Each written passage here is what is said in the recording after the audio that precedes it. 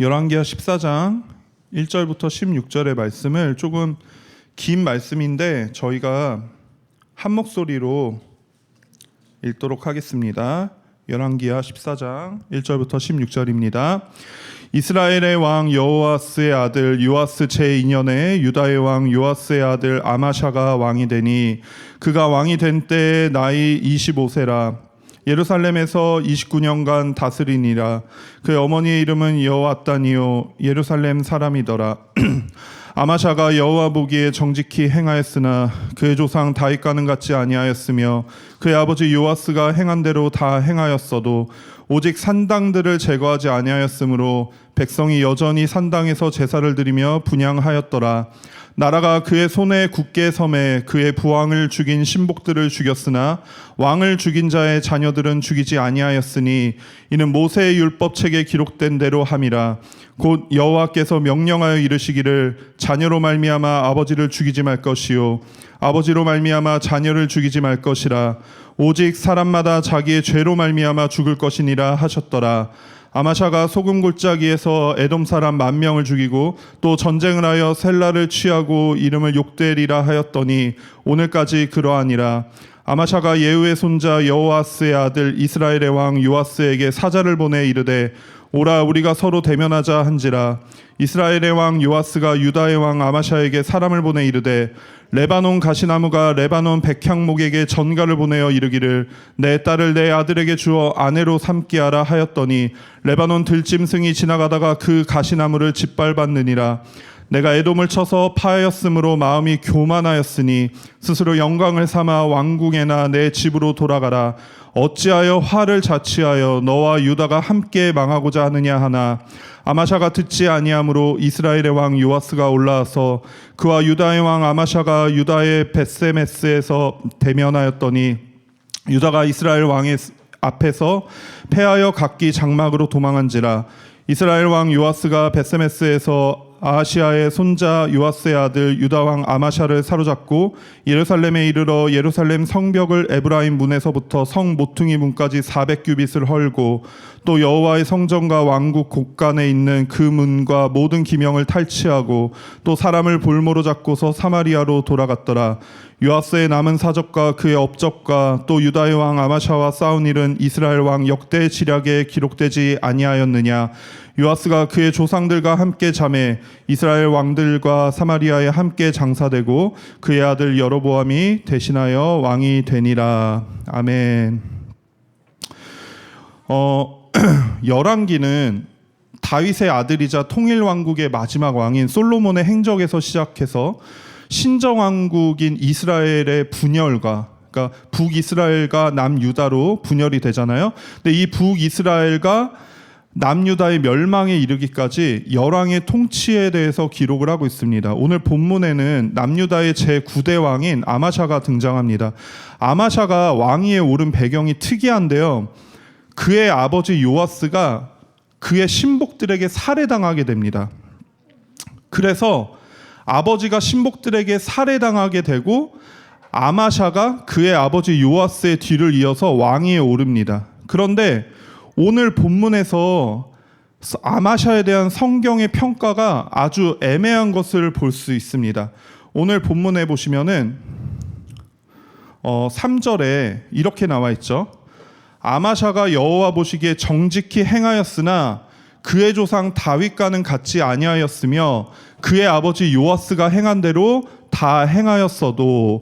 그러니까 열왕기 저자가 북이스라엘 왕들을 평가하는 기준이요, 여로보암의 죄를 따라갔는지 따라가지 않았는지 그런 여부에 두고 있다면요, 열왕기 저자가 남유다 왕들을 평가하는 기준은 다윗의 믿음과 행실을 따랐는지 따르지 않았는지의 그 여부에 두고 있습니다.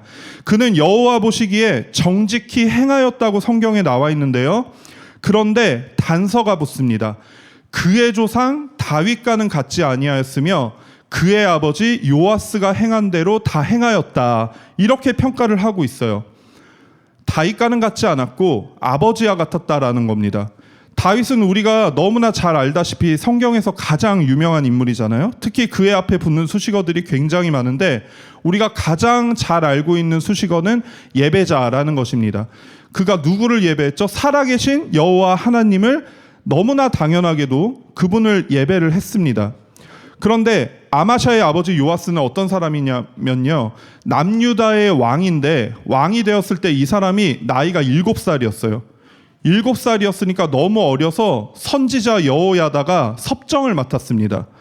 요아스는 훼손된 예루살렘 성전을 수리했고 선지자 여호야다의 조언에 귀를 기울여서 여호와 보시기에 정직히 행하였습니다. 하지만 이 선지자 여호야다가 죽자 바로 요아스는 하나님의 전을 버리고 아세라 목상과 우상을 섬겼고요, 나라 전체에 우상 숭배를 조장하였습니다.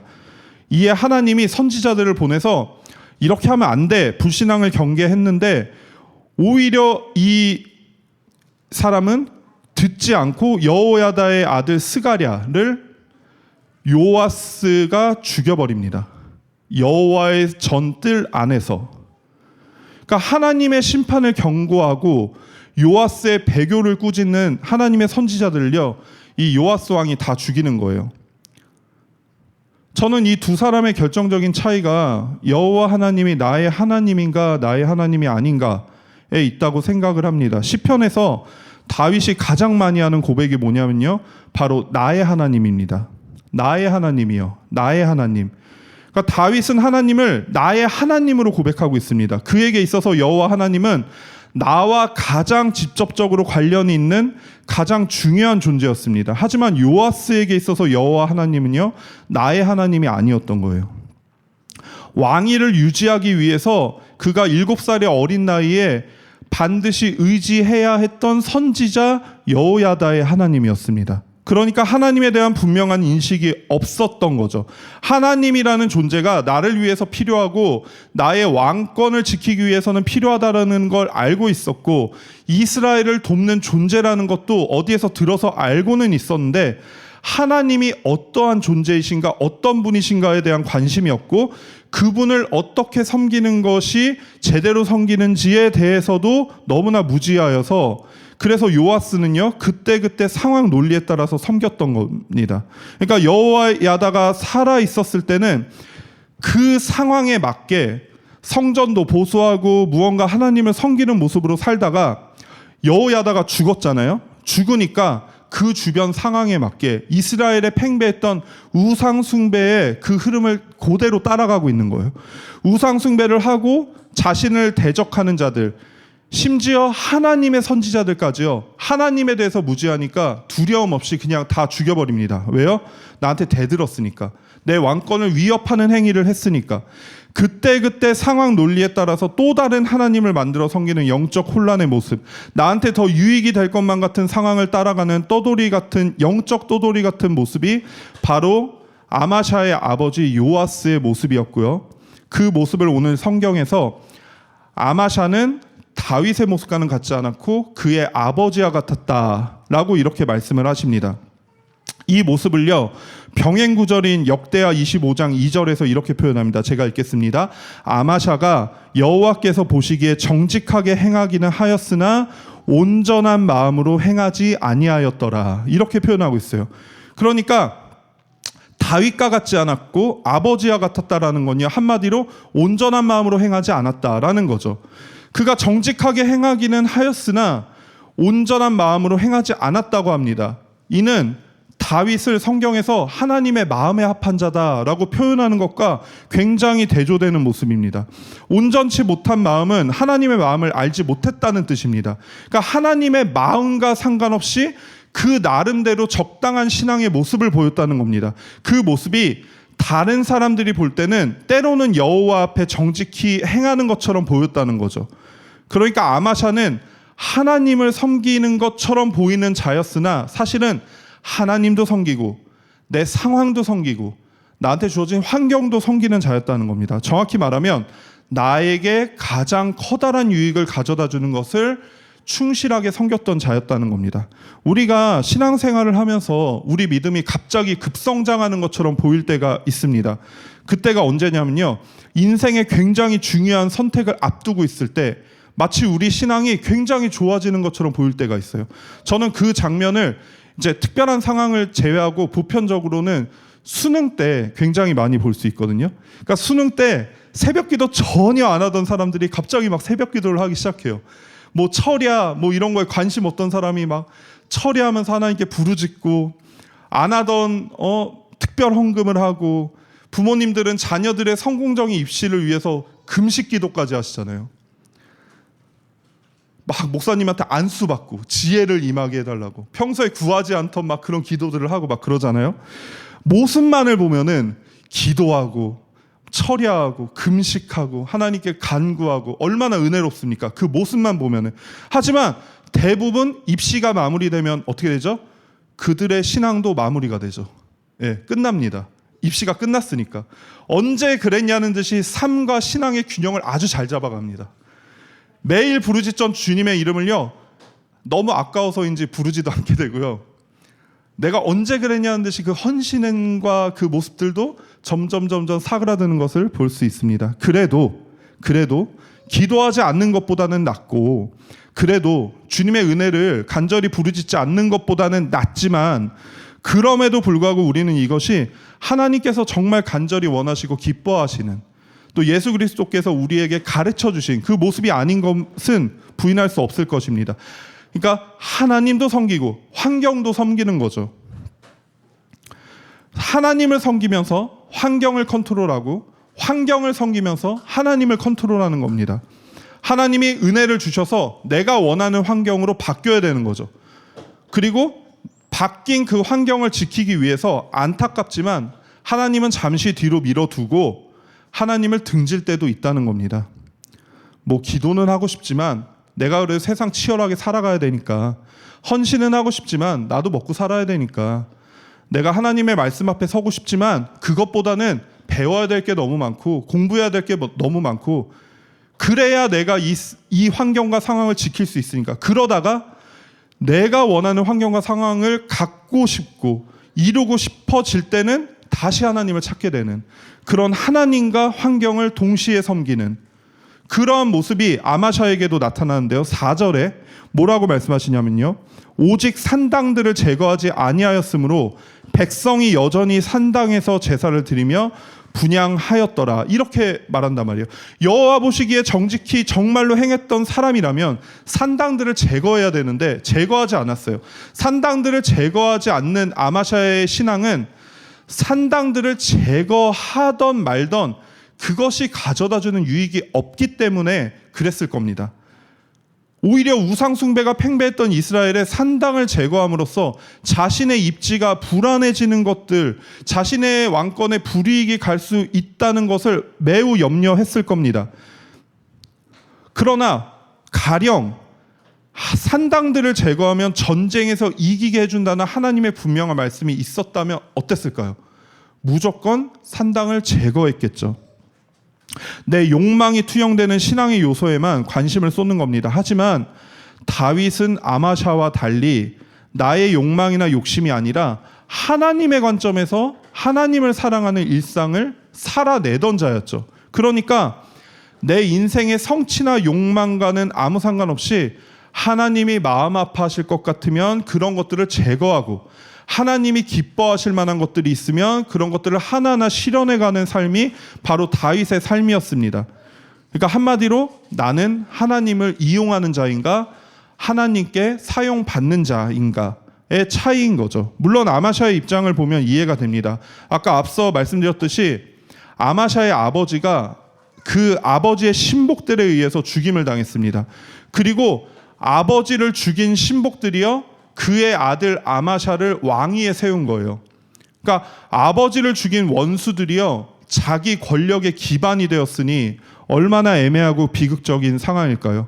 아버지 요아스가 극심한 우상 숭배와 선지자들을 죽이는 것을 보고 반역한 자들이니까 아마 그들도, 아버지를 죽인 신복들도 여호와 중심 사상을 가진 자들이었을 것이고, 아마샤는 이런 배경 덕분에 나의 하나님, 나의 여호와 이전에 그 신복들의 눈치를 살피면서 어쩔 수 없이 정치적 선택에 의한 신앙이 그에게 있었다고 볼 수 있을 것입니다.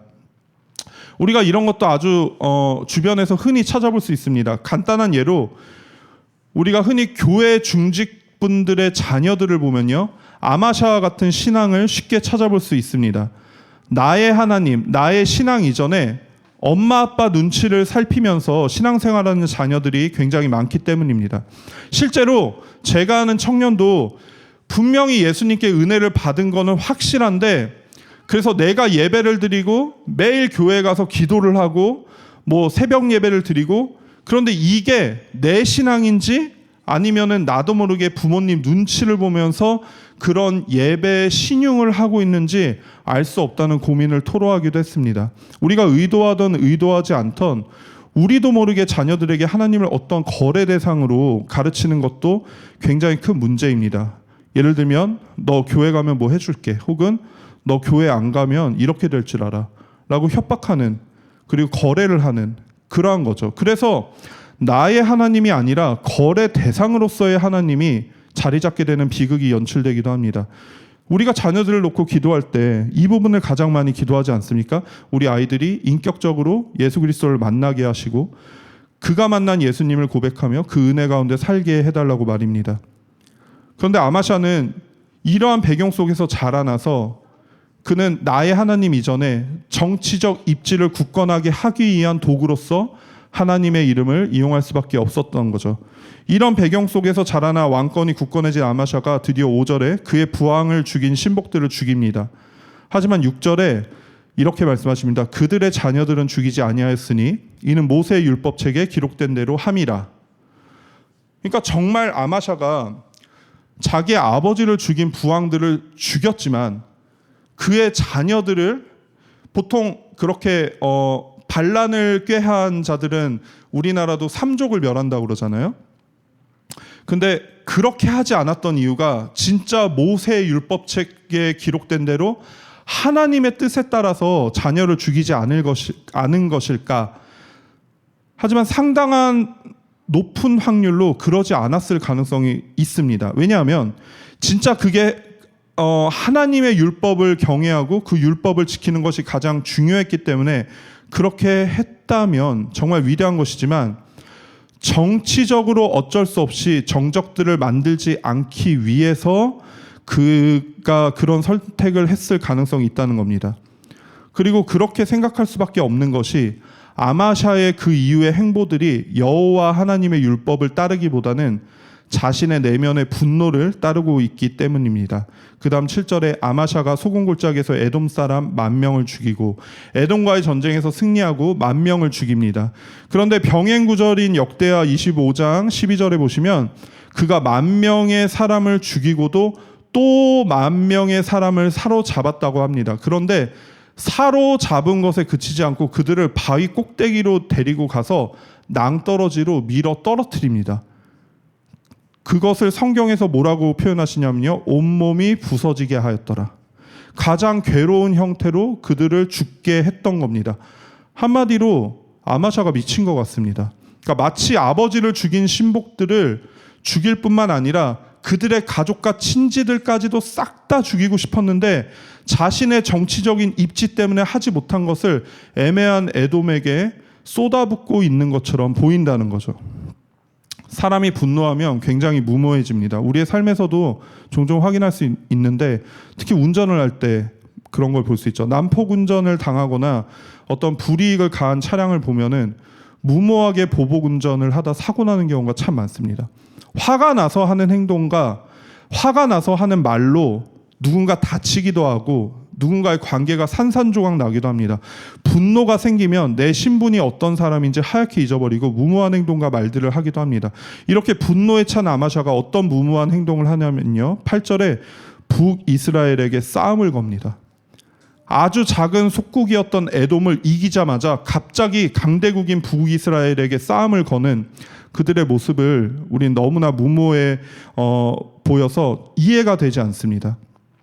그러니까 우리가 항상 기억해야 하는 것은 하나님이 마음의 중심에 있는 사람은 성공 속에서도 하나님의 뜻을 찾고요, 실패 속에서도 하나님의 뜻을 찾는다는 겁니다. 하지만 적당히 괜찮은 신앙을 가진 자들은 작은 실패에도 끊임없이 좌절하고요.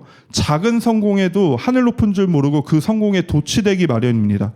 아마샤는 자그마한 에돔과의 전쟁에서 승리했다는 자그마한 성공에 도취되어서 사리분별을 하지 못하게 됩니다. 그리고 그 자그마한 성공에 눈이 가리어서 그는 여전히 하나님의 뜻은 안중에도 없는, 그러니까 세상 논리로 말하면 물 들어왔을 때 노를 저어야 된다라는 그 논리 아래에 이스라엘까지 침공하게 되는 그런 과오를 저지르고 있는 거죠. 그래서 10절에 이스라엘의 왕 요아스가 이렇게 말합니다. 네가 에돔을 쳐서 파하였으므로 마음이 교만하였으니 스스로 영광을 삼아 왕궁에나 내 집으로 돌아가라. 어찌하여 화를 자취하여 너와 유다가 함께 망하고자 하느냐. 그러니까 요아스가 이렇게 얘기를 하는 거예요. 네가 지금 마음이 교만하여서 사리분별을 제대로 못하고 있다. 너네 그러다가 망한다. 너의 나라가 망할 수도 있다. 그러니까 빨리 정신 차리고 돌아가라. 요아스가 굉장히 신령하고 지혜로워서 아마샤의 치명적인 약점을 꿰뚫어보고 있는 것이 아닙니다. 이렇게 자만심에 빠져서 허풍에 떨고 있는 사람이라면 본인 이외에 어떤 사람이 봐도 그가 잘못됐다는 걸 다 안다는 뜻입니다. 요아스가 볼 정도면 그걸 모를 사람이 누가 있겠냐라는 게 성경에서 말씀하시는 거죠. 왜냐하면 요아스가 어떤 사람입니까? 선지자 엘리사의 죽음 앞에서도 자신과 이스라엘의 안위를 걱정하면서 엘리사의 말대로 순종하지 않는 이율배반적인 모순 속에 빠져 있던 사람이었습니다. 그런데 그런 요아스라 할지라도 지금 아마샤가 얼마나 교만한지를 알고 있는 겁니다. 본인만 모르고 있는 거죠. 이게 교만의 치명적인 두려움입니다. 기고만장하고 교만한 사람들은 무엇이 잘못됐는지 주변 사람들을 다 아는데 자기만 모릅니다. 그리고 가장 큰 특징은 안 듣는다는 겁니다. 안 들으니까 못 깨닫고 못 깨달으니까 계속해서 안 듣는 거죠. 내가 만약 주변의 조언에 귀담아 듣지 않고 더 나아가 안 듣고 있다면 내가 이미 영적으로 자만해 있거나 아마샤처럼 잘못된 마음을 가지고 내 고집 속에서만 정직한 사람이라고 착각하는 건 아닌지 한번 돌아봐야 된다는 겁니다. 근데 이거는 하나님 앞에서의 우리 신앙의 태도도 마찬가지입니다. 자기의 욕망과 욕심과 뜻에 도취되어 있는 사람들은 결코 하나님의 음성을 들을 수 없고 그분의 뜻을 구하지도 않습니다. 때로는 하나님께서 우리에게 자그마한 성공조차 허락하지 않으실 때가 있는데 그 이유가 바로 이겁니다. 우리의 교만 때문에 내 감정과 상황 논리에 따라 하나님을 사용했다가 또 그게 이루어지면 하나님을 버렸다가 그런 우려가 있는 신앙이라면 그 마음의 중심이 어떤 상황에서도 여전히 하나님만이 나의 목적이고 여전히 하나님만이 나의 소망이시고 나의 사랑이 되기까지 연단하시는 그러한 응답의 과정이라는 거죠. 그런데 아마샤에게는 그것이 없었습니다. 너무나 교만했습니다. 하나님 앞에서의 태도도 너무나 무지했습니다. 그래서 결국 11절과 14절에 보시면요, 이스라엘에게 패배하고 맙니다. 남유다가. 그래서 이스라엘의 왕 요아스가 아마샤를 데리고 남유다로 가서 아마샤가 예루살렘 성벽을 이제 다시 복구하고 그랬잖아요. 근데 복구했던 그 예루살렘 성벽을 400규빗을 헐고 성전과 왕궁 곳간에 있는 보물을 탈취하고 다시 자신들의 나라로 다 가지고 돌아가게 되는 거죠. 어느 정도 괜찮은 신앙생활의 결과가 왜 무섭습니까? 다윗과 다른 신앙의 모습이 왜 무서운 거죠? 내 기저에 있는 잘못된 신앙이 그리고 잘못된 질서가 결국 나를 무너뜨리고 나에게 선물로 주신 귀한 관계들을 무너뜨리기 때문입니다. 아마샤에 의해서 나라 전체가 망하게 되고 백성들이 피눈물을 흘리게 됩니다. 한 나라도 마찬가지고 우리가 속해 있는 공동체도 마찬가지입니다. 우리가 원하든 원치 않던 시간이 지나면서 우리는 결국 누군가한테 영향을 주는 위치에 설 수밖에 없습니다. 그것이 어쩌면 직장일 수도 있고 그것이 가정일 수도 있습니다. 어떤 공동체일 수도 있고 우리 교회일 수도 있습니다. 그렇기 때문에 하나님 앞에 올바른 태도로 서 있는 것, 그래서 주신 마음으로 사람들 앞에 관계성 가운데서도 올바른 태도로 서 있는 것이 굉장히 중요한 겁니다. 우리 다음 세대가 걱정이다 하는데 다음 세대가 일어서는 필수 조건이 뭡니까? 기성세대들의 온전함입니다.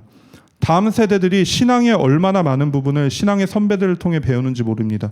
좋은 것도 배우지만 안 좋은 것도 배웁니다. 그들에게 위기라 함은 곧 우리 신앙의 위기입니다. 우리를 통해 예수 그리스도를 봐야 되는데 우리를 통해 고집과 교만과 위선과 온전하지 못함을 그들이 답습한다는 겁니다. 마치 아마샤가 그의 아버지처럼 그렇게 행동했던 것처럼 말입니다. 결국 이 아마샤의 말로는 우리가 읽진 않았지만 오늘 읽으신 본문 그 뒤 17절부터 22절에 나타나게 되는데요. 요약하면 아마샤도 그의 신복들에 의해 죽음을 당하게 됩니다. 아버지와 똑같이. 얼마나 큰 비극입니까? 그의 아버지와 똑같은 모습으로 그대로 죽는 비극을 당하게 됩니다. 사실 아마샤의 무리들이 반역을 하게 된 이유가 역대하 25장에 나오는데요. 25장 27절에 보시면 이렇게 말씀하십니다. 아마샤가 돌아서서 여호와를 버린 후로부터 예루살렘에서 무리가 그를 반역하였으므로, 아마샤가 여호와를 버린 후부터 예루살렘에서 그를 반역했다고 합니다. 무리들이 그를 반역하기 시작한 거죠. 여호와를 버린 시점이 바로 에돔으로부터 얻은 작은 승리 직후였음을 역대하 25장 14절을 통해 알 수 있는데요. 제가 읽겠습니다. 아마샤가 에돔 사람들을 죽이고 돌아올 때 세일 자손의 신들을 가져와서 자기의 신으로 세우고 그것들 앞에 경배하며 분향한지라. 그가 에돔을 이긴 후에 너무나 교만하게도요, 에돔 사람들의 우상을 가지고 와서 자신의 신으로 세웠어요. 그리고 그것들 앞에 경배를 합니다. 아마샤의 공격조차 방어하지 못하는 그렇게 하찮은 나라의 신을 가져와서 자신의 신으로 삼는, 얼마나 무지하고 얼마나 교만하고 얼마나 사리분별이 안 되는 상황인가요? 그러니까 그가 온전히 숭배하고자 했던 것은 바로 내가 얻은 그 성공이었겠죠. 이 전쟁에서 내가 승리했으니 그걸 통해서 나의 무언가를 세우고 싶었던 거죠. 하나님을 눈꼽만큼도 의식하지 않는 영적 타락의 온상이 잘 나타나는 대목이 아닐 수 없습니다. 어느 정도 괜찮은 신앙은 웬만한 성공과 웬만한 실패 앞에서 자기 본성을 드러내게 돼 있습니다. 그게 무서운 겁니다. 여러분, 우리는 마음을 확정하고 결단해야 합니다. 우리가 아마샤의 인생을 보면서 왜 그는 하나님을 의지하지 못했나 답답해할 때 어쩌면 하나님께서도 우리의 인생을 보면서 답답해하고 계실 수 있습니다. 지금 이 시대는 적당한 신앙에 도전하는 시대입니다. 적당하고 어느 정도 괜찮은 신앙은 평화의 시대 때에는 그 차이가 보이지 않습니다. 하지만 환난과 혹은 그 반대로 성공의 때에 그 차이가 분명하게 드러나게 돼 있습니다. 환난의 때에 그 좌절에서 일어서지 못하게 되고 성공의 때에 그 교만에서 헤어나오지 못하게 된다는 겁니다. 우리가 매일의 골방의 시간을 적당히가 아니라 하나님을 깊이 묵상하고 그분께 깊이 묻고 그 뜻을 분별하는 지혜가 필요한 이유가 여기에 있습니다. 적당히 설렁설렁 주님 의지하는 것이 아니라 그럴싸한 모습에 집중해서 주님 의지하는 게 아니라 철저하게 주님을 의지하지 않는다면 내가 감당할 수 없는 한계 상황 속에서 더 이상 우리 스스로를 감당하지 못하고 사리분별하지 못하고 무지 가운데 그리고 믿음 없음 가운데 빠져 무너지기 때문입니다. 우리가 살아가면서 현실적인 가능성과 타당성은 매우 중요한 것입니다. 하지만 우리가 현실적이고 타당하기 때문에 그 길을 가서는 안 됩니다. 때로는 우리가 가는 길이 다른 사람들이 볼 때 매우 합리적이고 현실적이고 타당해 보일지라도 우리가 그 길을 가는 이유는 하나님께서 그 길을 가라 하셨기 때문이 돼야 된다는 겁니다. 반대로 현실적이지 않고 타당해 보이지 않는 그 길을 간다 할지라도, 그래서 많은 사람들이 우리의 모습을 보면서 마치 아마샤나 그의 아버지에게 죽임을 당했던 하나님의 선지자들을 쯧쯧거리면서 불쌍히 여겼던 많은 사람들의 손짓과 평가처럼 우리를 향해서 쯧쯧거린다 할지라도, 그럼에도 불구하고 하나님께서 그 길을 가라 하셨다면은 우리는 가는 존재가 돼야 한다는 겁니다. 그 모습이 때로는 운이 좋아서 상황에 맞게 행동했을 뿐인데 훌륭한 신앙처럼 보이기도 합니다. 그리고 반대로 때로는 하나님 앞에 철저하게 몸부림치고 있는 신앙이 세상의 실패처럼 보이기도 합니다. 실상 우리가 그것을 분별하기란 쉬운 일이 아닙니다. 하지만 다른 사람을 몰라도 하나님과 나 자신은 알고 있습니다. 내가 진짜 하나님을 섬기는 자인지 아니면 세상과 상황과 환경을 섬기는 자인지 말입니다. 그러므로 우리는 적당히 괜찮은 신앙인이 아니라 정말 다윗과 같이 예수 그리스도의 마음에 합한 신앙인이 되길 소망합니다. 세상의 주류와 논리에 따라 살아가지 말고 오직 하나님의 부르심과 은혜에만 이끌리는 우리네 삶이 되길 소망합니다. 아마샤와 같이 위장된 신앙이 아니라 다윗과 같이 진짜 신앙으로 이끄시는 주님의 은혜가 가득한 우리 더복이 되길 주님의 이름으로 소망합니다.